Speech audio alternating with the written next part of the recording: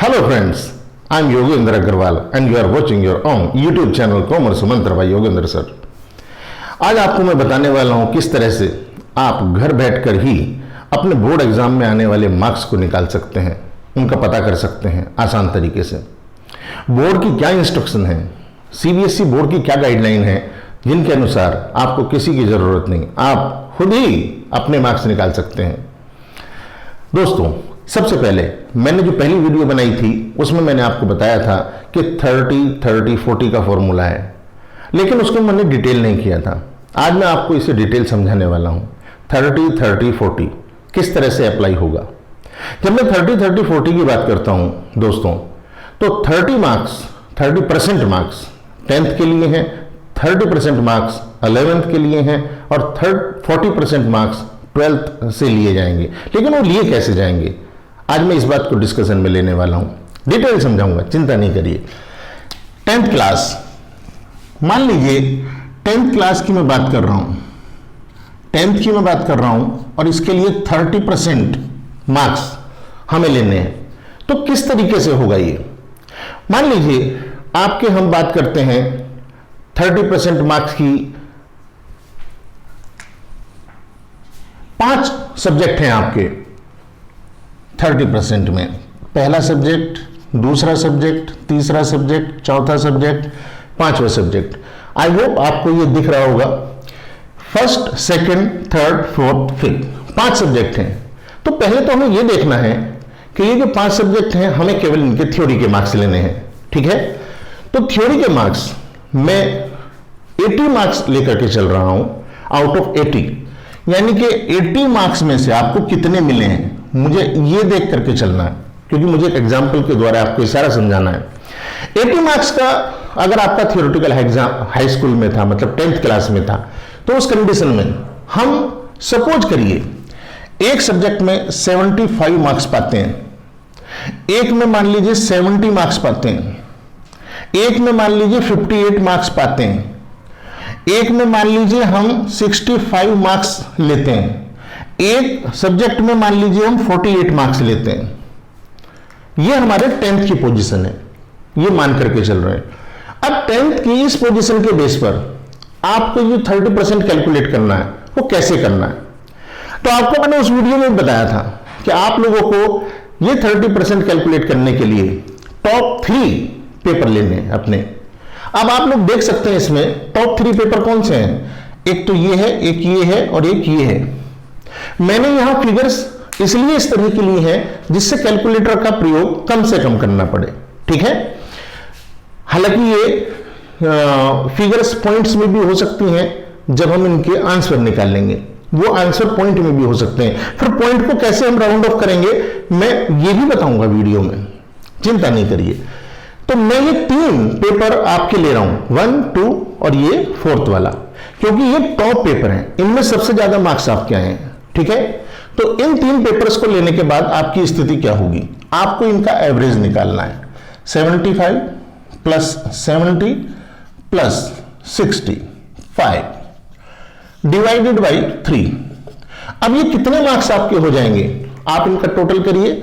7 और 7 14, 140, 145, 150, 210, यानी कि 210 डिवाइडेड बाई 3। इसका मतलब आपके हो गए 70 मार्क्स। आपका जो एवरेज मार्क्स है वो कितने हो गए, 70। अब आपको इसका लेना 30% मार्क्स, तो 70 का 30% आपको किस तरह से मिलेगा, 21 मार्क्स। इसका मतलब ये है आप जो वेटेज लेंगे वो 21 मार्क्स लेंगे। किसके लिए, जो आप 12th का बोर्ड का रिजल्ट बनाने वाले हैं। पहले इतनी बात आई होप समझ में आ गई होगी कि हम 10th को किस तरह से कंसीडर करेंगे। अब मैं 11th की बात करता हूं स्टूडेंट्स। जब मैं 11th की बात करता हूं, 11th क्लास में हमारे कई पेपर हुए थे सर।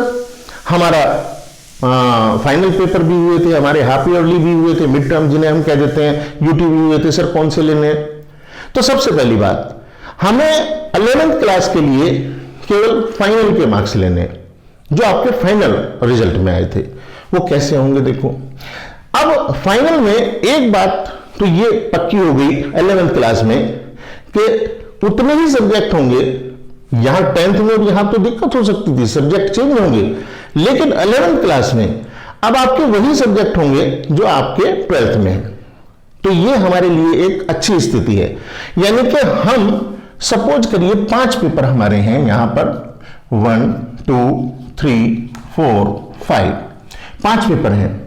अब मैं कॉमर्स का टीचर हूं, कॉमर्स की बात कर रहा हूं, तो मैं कॉमर्स के हिसाब से ही यहां इसकी सेटिंग कर देता हूं। बाकी आप जिस भी स्ट्रीम से हैं आप उसी के अनुसार इसे चेंज कर सकते हैं। 5 पेपर हमारे हैं और हमारे यहां 80 मार्क्स का थियोरेटिकल पेपर होता है। इसका मतलब यहां भी हमें थियोरेटिकल मार्क्स ही चाहिए। तो थियोरेटिकल मार्क्स 80 में से सपोज करिए इनके आए, सपोज करो 78 मार्क्स पहले पेपर में, या मैं फिर से आसान ही ले लेता हूं, सपोज करिए इनके 70 मार्क्स आए, यहां पर 60 मार्क्स आए, यहां पर एक पेपर में 80 और 80 आ गए इनके, एक पेपर में सपोज करिए 50 मार्क्स आए हैं, एक और पेपर में 60 मार्क्स आए हैं। ये मैं केवल कैलकुलेटर की जरूरत कम पड़े इसलिए ऐसी फिगर ले रहा हूं, ठीक है। अब मुझे 11th में 80 में से इतने इतने मार्क्स मिले। अब मुझे इसका 30% वाला यहां भी रूल अपनाना है। 30% 30% कैसे निकलेगा? मुझे 30% चाहिए, वेटेज 30% चाहिए। कैसे मैं एडअप करूंगा वो भी सब सिखाऊंगा। 30% कैसे हो जाएगा? 70 का 30% 21 मार्क्स, 60 का 30% 18 मार्क्स, इसके 24 मार्क्स, इसके 15 मार्क्स, यहां पर 18 मार्क्स। ये मार्क्स हमारे पास में आ गए किसके? ये 11th के आ गए। हमें 10th के जो मार्क्स लेने हैं वो 21 वेटेज है। यहां पर जो लेने हैं यहां एवरेज नहीं निकलेगा, बल्कि यहां हर सब्जेक्ट के इंडिविजुअल मार्क्स निकलने वाले हैं। क्यों निकलने वाले इंडिविजुअल मार्क्स? क्योंकि यहां उतने ही सब्जेक्ट हैं जितने आपके 12th में थे, तो यहां कोई एवरेज नहीं निकलेगा। पर्टिकुलर सब्जेक्ट में आपको जितने मार्क्स मिले हैं उसी के हिसाब से ये आगे जाएंगे 12th में। इसके बाद में अब हमें 12th का रिजल्ट बनाना है। 12th का रिजल्ट बनाने के लिए मुझे ये मार्क्स चाहिए, मैं एक साइड में लिख लेता हूं क्योंकि मुझे मिटाने पड़ेंगे। 10th के लिए हमें मार्क्स एवरेज आया है 21, ये रहा, मैं इसे मिटा देता हूं।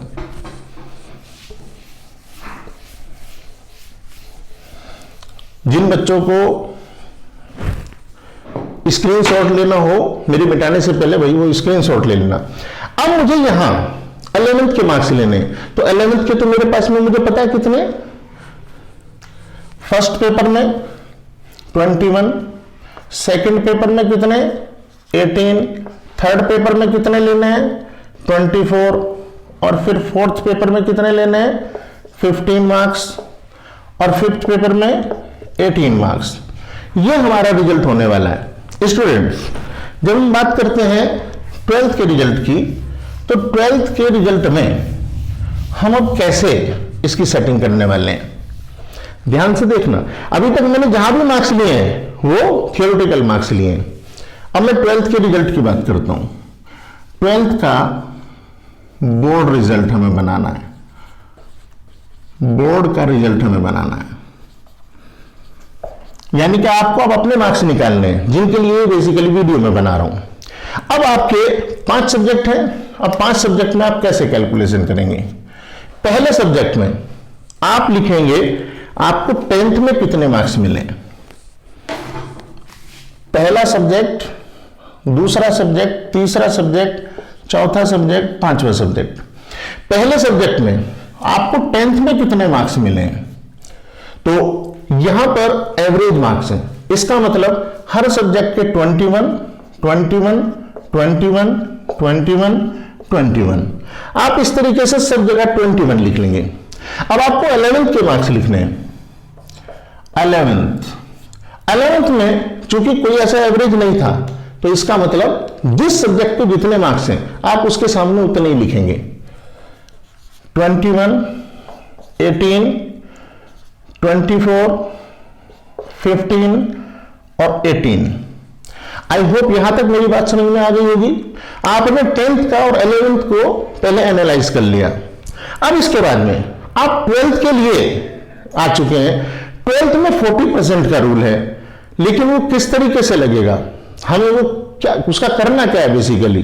तो 12th में आपको इस बार दोनों तरह के एग्जाम देखने हैं, थ्योरी वाला भी, थ्योरी और जो प्रैक्टिकल है, या तो प्रैक्टिकल कह लीजिए या इंटरनल असेसमेंट भी से हम कहते हैं कुछ पेपर्स के लिए, क्योंकि इंटरनली ही मार्क्स दिए जाते हैं। तो मैं यह प्रैक्टिकल शब्द लिख रहा हूं। 12th के लिए थ्योरी और प्रैक्टिकल अब किस तरीके से काउंट होंगे, मैं फिर से 80 मार्क्स का ही चूंकि थ्योरी होता है, बाकी 20 मार्क्स का प्रैक्टिकल होता है। तो अब आप देखिए थ्योरी में आपको फर्स्ट पेपर में कितने मार्क्स मिलेंगे, उससे ज्यादा महत्वपूर्ण एक और सूचना मैं आपको दे दूं।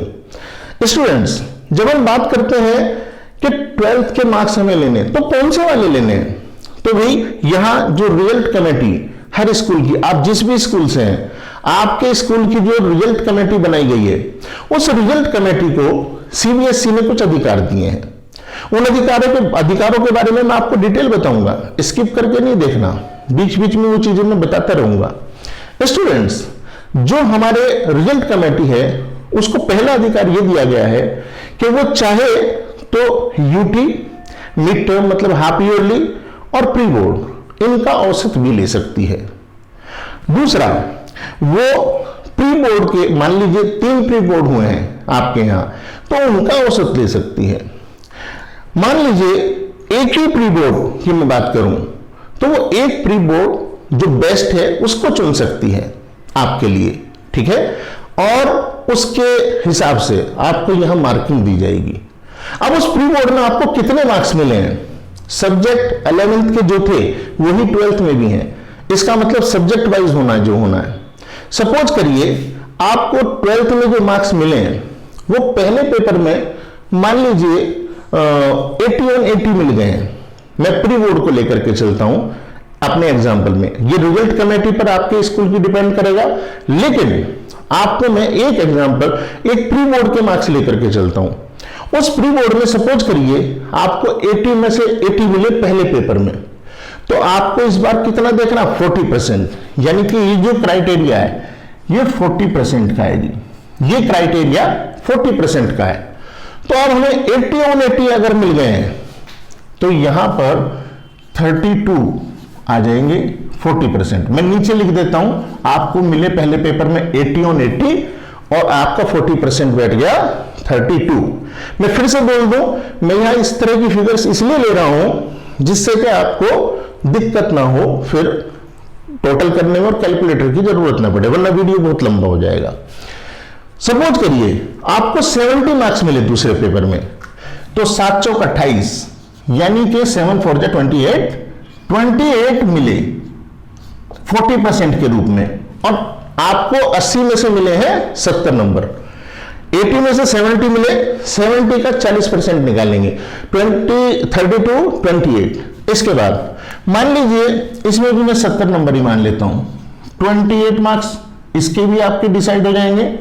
70 मिले थे, उसके 40% हमें लेने हैं। सपोज करिए यहां पर इस पेपर में आपको 60 मार्क्स मिले आउट ऑफ 80, तो 60 का 40% कितना हो गया, 24 नंबर। मैंने यहां लिख दिया 60 और इसका फिर 40 इतना, और ये 60 कहां से आए, ये 80 में से मिले आपको। सपोज करिए एक और पेपर में आपको 80 on 80 आ गए, तो 5वें पेपर में 80 on 80 मतलब 80 और 8 4 32, यानी कि ये।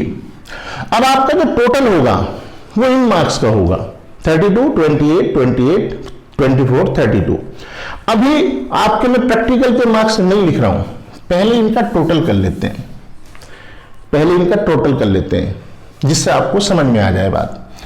टोटल मैं प्रैक्टिकल के मार्क्स लिखकर भी टोटल कर सकता हूं, और पहले समझाने के लिए जगह कम है भाई, चलो प्रैक्टिकल ही रहने देते हैं।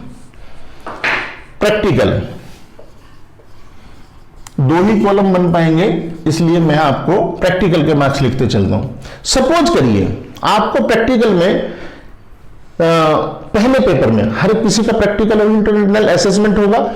फर्स्ट वाले में आपको मिले सपोज करिए 20 on 20 मार्क्स का मैं लेकर के चल रहा हूं। अब जिसका जितने मार्क्स का होगा वो उसको उसी तरह से जोड़ेगा प्रैक्टिकल। तो भाई 20 on 20 यानी कि आप 20 जोड़ देंगे। मान लीजिए सेकंड पेपर में आपको 18 मिले तो 18 जोड़ देंगे।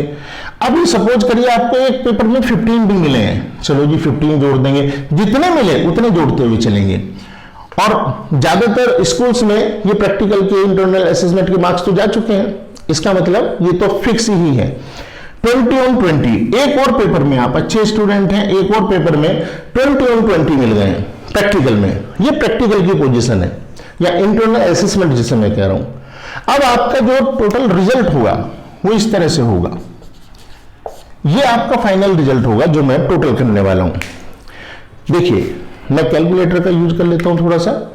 यहां 21, 21, 32 एंड 20 यानी कि जो फर्स्ट पेपर में आपके नंबर आएंगे 21 प्लस 21 प्लस 32 प्लस 20, ये आ गए 94। इसका मतलब आपको इस पेपर में मिलेंगे 94 मार्क्स। कितने में से? 100 में से। अब ये 100 में से हो चुका है जी, टोटल जो होगा अब वो 100 में से।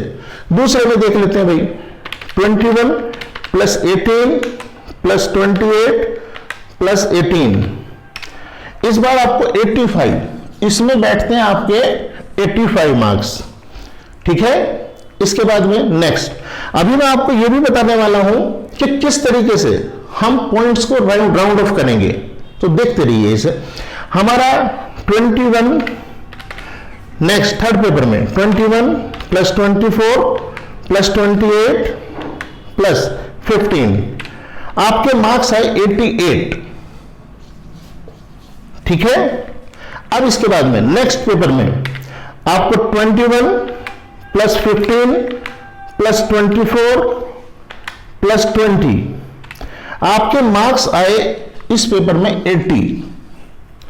इसके बाद लास्ट पेपर आपका बचा, इसमें 21 प्लस 18 प्लस 32 प्लस 20, इसमें आपके मार्क्स हो गए जी 91। ये आपके मार्क्स आ गए भाई। मैंने फिगर्स ऐसी ली हैं जिससे कि आप टोटल करने में कैलकुलेटर का आपको यूज ना करना पड़े। आपके प्रैक्टिकल जितने मार्क्स का उसके हिसाब से आप लेकर के चलेंगे अपनी कैलकुलेशन में। और अगर ये आंसर जो टोटल है हमारा ये पॉइंट में आ जाए तो उसको आप किस तरह से राउंड ऑफ करेंगे, एक तो मैं आपको ये बताता हूं। दूसरा, रिजल्ट कमेटी को एक विशेष अधिकार और दिया गया है, उस विशेष अधिकार के बारे में बताता हूं। क्या है वो अधिकार? पहले तो राउंड ऑफ करना सिखाता हूं। सपोज करिए, मान लीजिए आपका ये आंसर आता 94.6, मान लो आपका ये आंसर आ रहा है 94.6, तो इसे चूंकि ये 0.5 से ज्यादा है, 0.5 या उससे ज्यादा होगा, मैथमेटिकल रूल है, तो इसे हम 95 कर देंगे।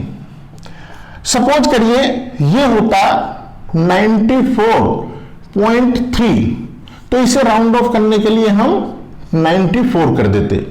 तो राउंड ऑफ करने के लिए तो मैंने कोई खास रॉकेट साइंस नहीं बताई है आपको, मैंने आपको सीधा सिंपल सा बताया भाई।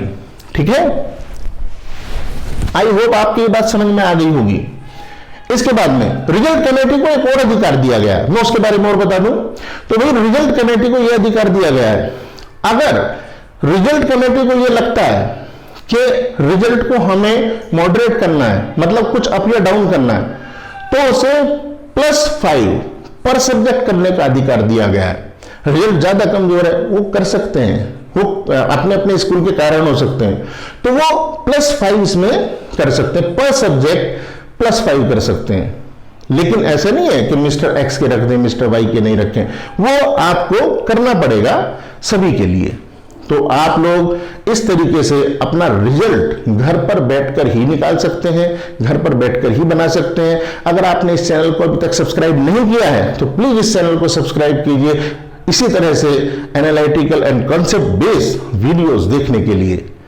Thank you.